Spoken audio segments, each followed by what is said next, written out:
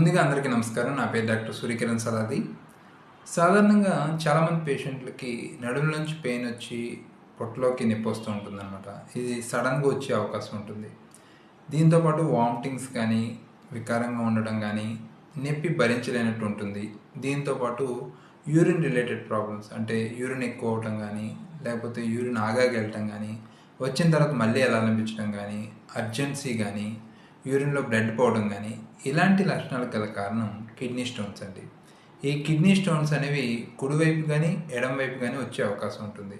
So ఎప్పుడైతే మనం water intake సరిగ్గా తీసుకోమో దానివల్ల ఏమవుతుందంటే, ఎప్పుడైతే లోపల కిడ్నీలో పేరుకుపోయిన ఈ చెడంతా కూడా డిపాజిట్ అయ్యి మనకి స్టోన్ ఫార్మేషన్ లాగా లైక్ కాల్షియం కానీ, లేకపోతే ఆక్సిడెంట్ స్టోన్లా కానీ, లేకపోతే మరి వివిధ రకాల స్టోన్స్లా మారి మనకి ఇబ్బంది పెట్టే అవకాశం ఉంటుంది.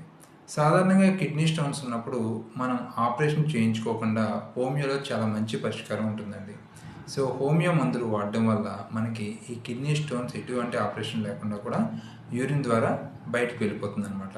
సాధారణంగా ఈ 3 mm అవ్వచ్చు, 6 mm, 8 mm, 9 mm దాకా, 10 mm దాకా కూడా మనకి హోమియోలో చాలా మంచి పరిష్కారం ఉంటుంది. దీనికి సరైన వాటర్ ఇంటేక్ తీసుకోవటం, చక్కటి ఆహార పదార్థాలు, ఎక్కువ స్పైసీస్, మసాలా కారాలు లేకుండా జాగ్రత్తగా తీసుకుంటూ వాటర్ ఇంటేక్ సరిగ్గా తీసుకుంటే కనుక హోమియోపతిలో ఈ కిడ్నీ స్టోన్స్ని చాలా బాగా తగ్గించవచ్చు అనమాట.